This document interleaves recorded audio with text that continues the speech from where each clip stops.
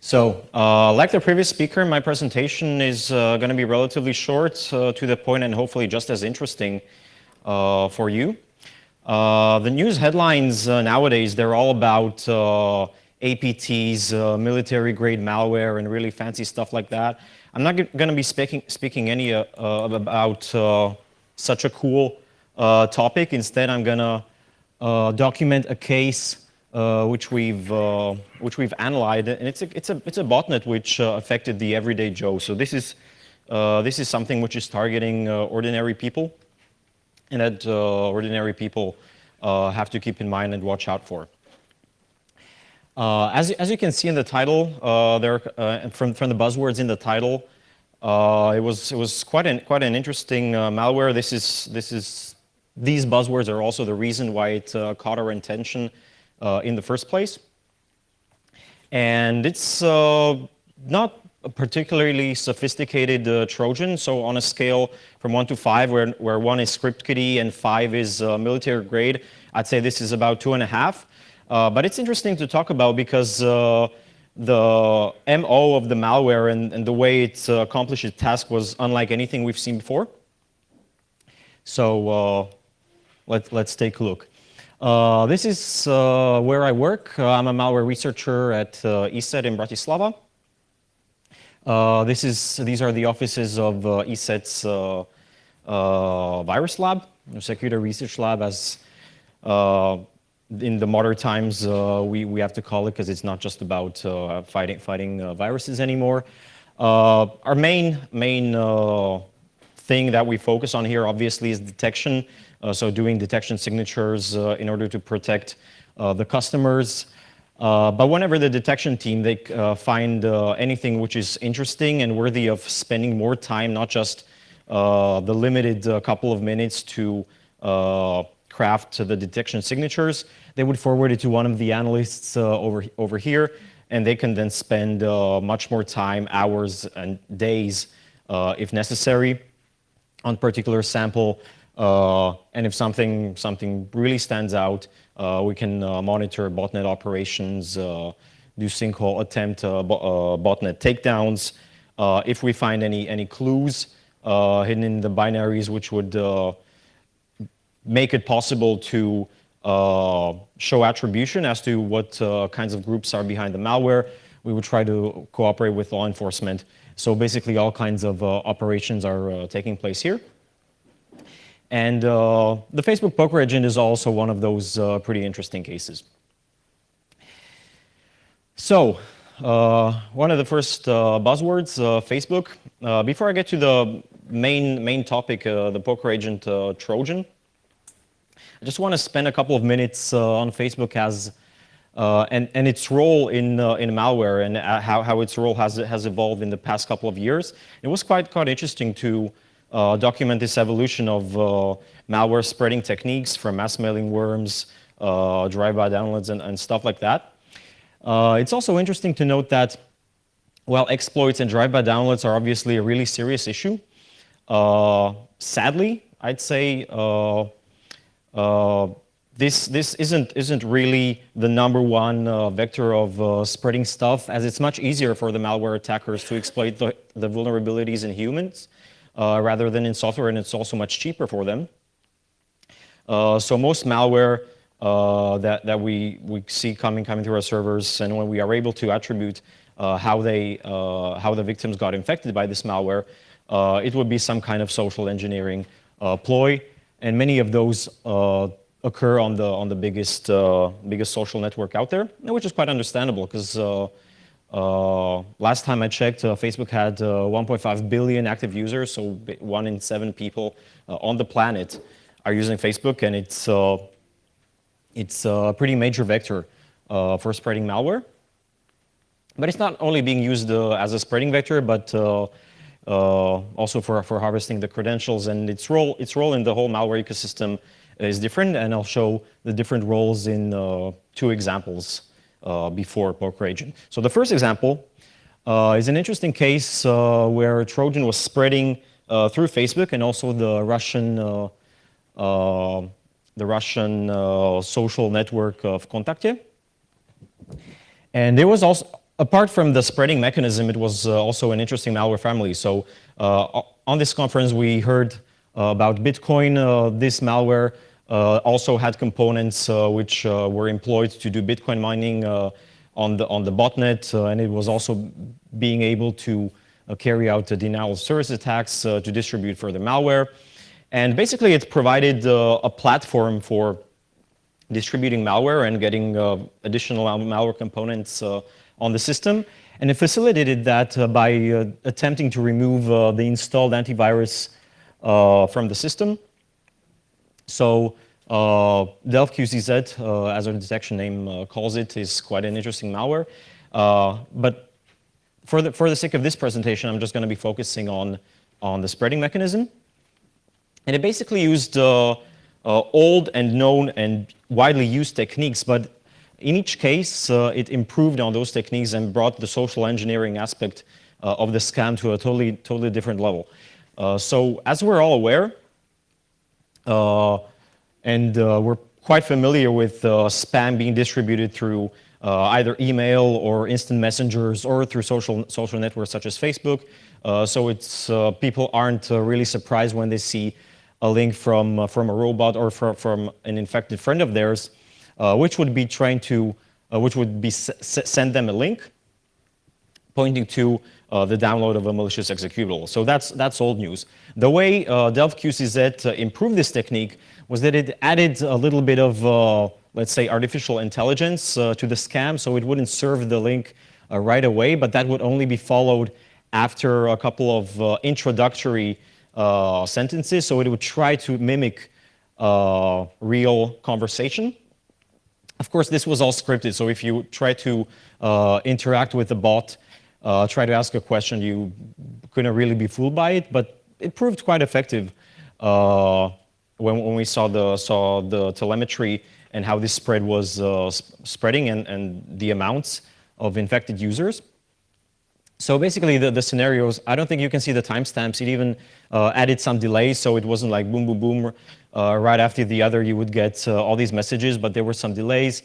It would be waiting for the response, and at the end, it would serve the link as expected.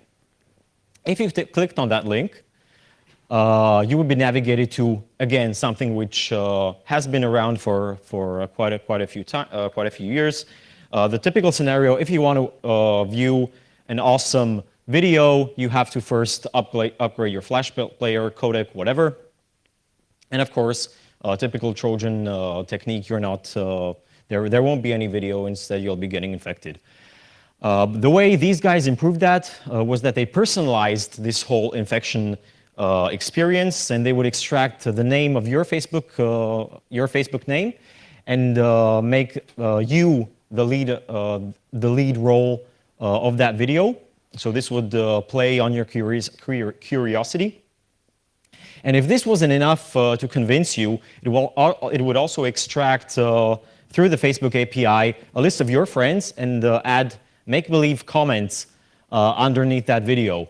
And the comments are like, you must be so ashamed to do that. How could you have done it? That's so terrible. And this one is particularly interesting. I had to upgrade Flash Player, but it was really worth it. This video is the very, very best. So this is probably the most well carried out social engineering attack of this kind that we have seen until now. Another example where Facebook is playing a role in malicious activities is the numerous likejacking campaigns going around on this social network. Of course, in this scenario, falsified copy of Facebook. Again, you are trying to you're being served video of some naked celebrities. That works every time. People are curious to watch these things. And what's interesting in this case is that the attackers, they're expecting this thing to be detected by the AV. So they would even add a notice saying, please temporarily disable your antivirus to continue to watch this video. This is detected and it's a false alarm. So that was quite interesting to notice. But if it wasn't detected, so if this actually went through, in here again the similar technique, you would be shown this web page. In order to download in order to view the video, you must upgrade, or you must download a DivX plugin. What's interesting in this case is that malware usually takes form in some kind of executable binary, or as some kind of script. In the past 1 or 2 years, we've seen more and more malware taking form of browser extensions, browser plugins. That's also the case here, where this would detect what kind of browser you're running, and it would serve you the according to that, it would serve the plugin. So I think this had versions for Firefox and also for Chrome. And if you install that, this wasn't any malware being further installed on your system, but it was basically a viral spreading, trying to promote. At the time when we were monitoring this, it was promoting a porn site, I think. So it would abuse the whole Facebook sharing ecosystem in order to promote the website, tag all your friends there, and try to spread that light. So this was spreading also quite fast. Okay, so now to the main topic of today's talk. A couple of interesting things that we saw in these binaries. Particularly the string PokerAgent. That wasn't a name that I came up with, but that showed up in the binary when we analyzed it. It was written in C#, so it was fairly easy to decompile it into a state which is quite similar to the source code, or nearly the source code. We saw some references to Zynga Poker. We saw that this was spreading through Facebook, so we started looking more in greater details into this thread. Obviously, we aren't able to spend that much attention on every single Trojan, as we are detecting, and basically we are our servers are seeing hundreds of thousands of new fresh binaries every day, and with these, most of these are processed automatically, and only at a few clusterized clusters, the analysts would take a look at them and do generic signatures for those. Yeah, so this case, it was most active, and it was actively spreading from December 2011 to February 2012. But the botnet and the CNC servers, they were active after that. So you can see that on this timeline. I don't think you can see the dates, but over here this was middle of February when it actively stopped spreading. But the operations they were taking place a couple of months after that. We only published this research at the beginning of this year, because after we forwarded this information to the law enforcement in Israel, that's where it was most widespread. It was under an investigation embargo. Yeah, so we started looking into this. We started analyzing the malware, and it was, as I mentioned, it was unlike anything else what we've seen. The people that were infected with the bot, they weren't actually the final victims. Instead, they were used as a sort of proxy to carry out malicious activities on behalf of the attacker. So that was a way of the attacker to hide his activities and to offer him anonymity. When we analyzed it, and the various clues that were left behind in the malware, we came to the conclusion that this wasn't a professional malware writer, so there was no real obfuscation. It was written in a let's say programming language which isn't really that typical for malware. But when we analyzed the project and the source code, it was probably some programmer which had previous programming experience and decided to go to the dark side and to use his programming skills for evil and to monetize that. So what were these individual bots being instructed to do. They were sent pairs of Facebook login credentials, so a pair of a username and a password, of which the attacker had in his possession quite an extensive database of these.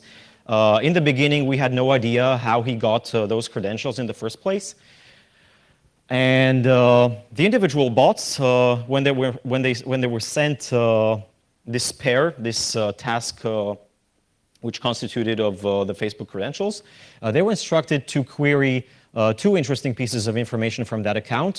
He was interested in how many Zynga Poker points that account had, or that poker player had, whether any credit card information was linked to that account, and also to expand his operation. He would also post phishing posts to the victim's walls.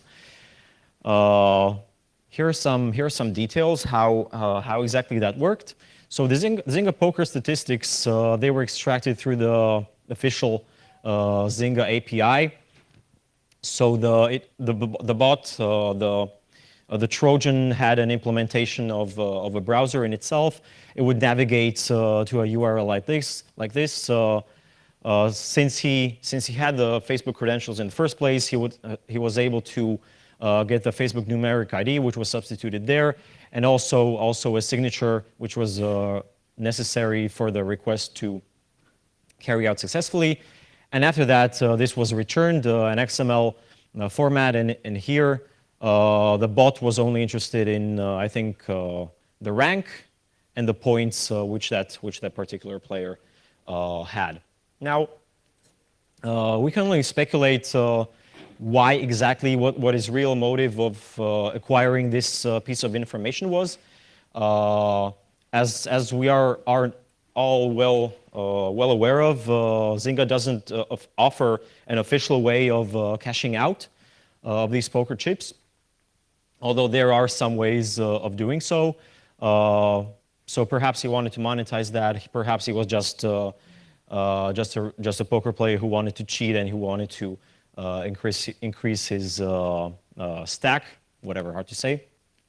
The second piece of information that he was interested in, and that he wanted to update his database of stolen credentials with, was the credit card information. Now that's pretty obvious how he could abuse that, either by himself or by offering this on black markets to third parties. So the browser implementation in the bot, it would navigate to this URL, which would look like this if you type that into your browser. And the implementation would parse this field in the HTML. And if you have any payment methods linked to your Facebook account, which I strongly discourage anyone to do so, that Trojan would be able to extract that and send that to the attacker. The phishing that I mentioned, the individual tasks which were sent to the attackers, they were dependent on whether these previous two actions were successful or not. So it would first check whether he had what his rank, what his poker rankings were, and if he found, let's say, a rich poker play which had a high ranking and didn't have zero chips, he would also try to expand and try to add phishing links to that user's wall. So this logic is quite surprising.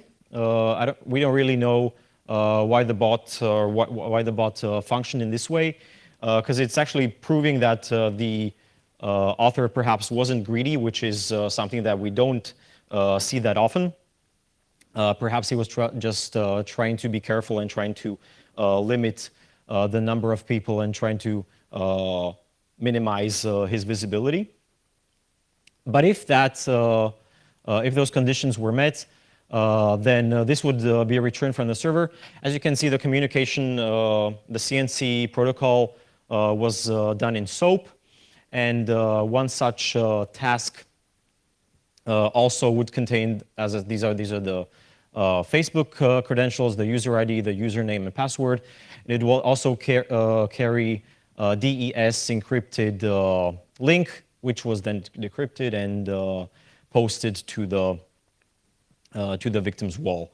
As I mentioned earlier, this was most prevalent in Israel, so that's why the Hebrew link. And as I mentioned in the introduction, the typical social engineering techniques, which always work in this particular example, some naked celebrities. If you clicked on that, you would be navigated to some Big Brother participants sleeping together, obviously a hot topic in Israel. But there were different versions. This changed quite often during the time that these attacks were active. So basically, the next potential victim would click on that. He would be navigated to, let's say, a landing site. And if he wanted to view a video, or if he clicked anything on that site, then he would be navigated to, again, a one-to-one copy of Facebook. And this was the phishing attack taking place. The address field, of course, it can be hidden in the browser, so many people didn't really realize that they were becoming victims of a phishing attack. Many people actually did. So when we were monitoring the botnet and we saw the email addresses of the people that were in the attacker's database, not everyone fell victim for that, and there were also email addresses like screw you, you scammers, whatever. So fortunately, his success ratio wasn't 100%, but it was fairly high. A couple of technical details which are worth mentioning from the analysis. As I said, this was all carried out in .NET. There were some browser elements, parsing of HTML. This is an interesting way that the bot was able to overcome the Facebook protection mechanism when it would detect that you're logging in through an unknown browser. So basically, it would detect that website. It would parse it, and it would then try to click on the links, which would tell it to continue it. It would also save the device with some name like home or something casual like that. So as I said, really not a professional malware operation, but the attacker definitely put some thought in creating this stuff. So to summarize the way this works, the attacker,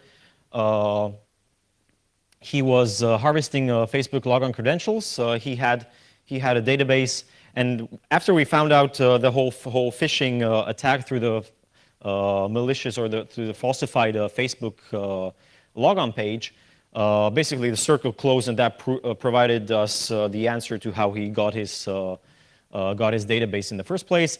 And then he would instruct the individual bots, which were part of his botnet, to log into those accounts and query these two particular pieces of information from that account and update his database. Hard to say what he did with that afterwards, whether he monetized it. That's a piece of information that we don't know.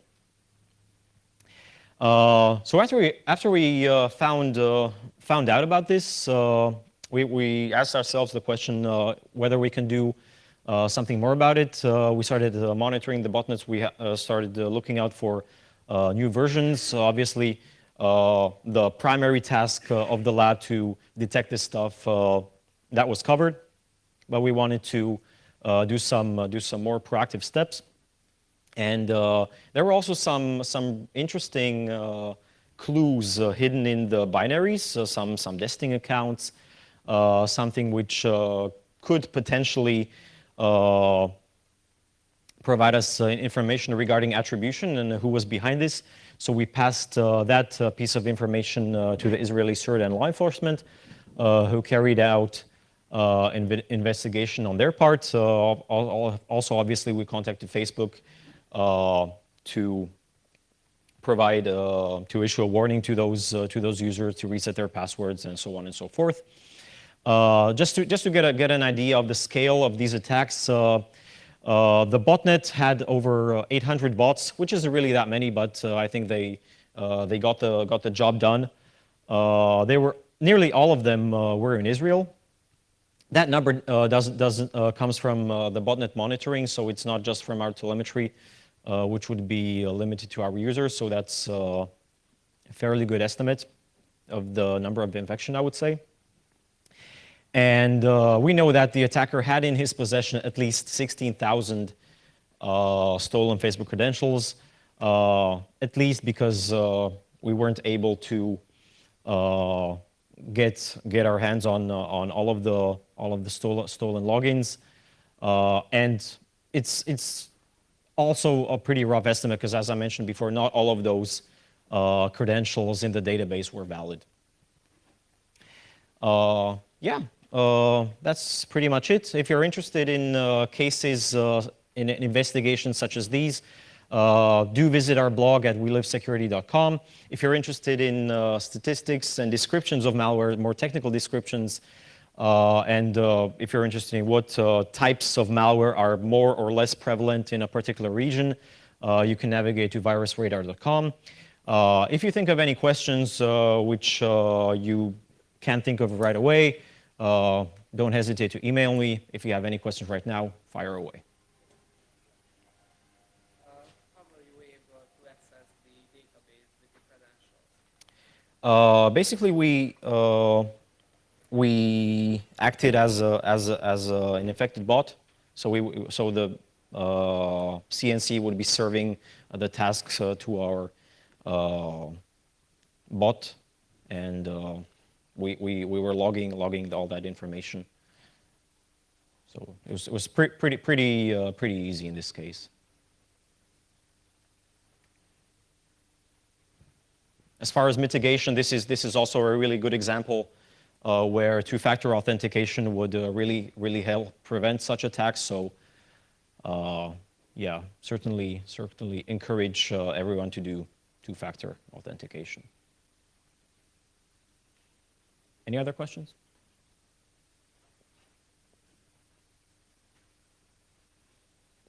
Okay, thank you.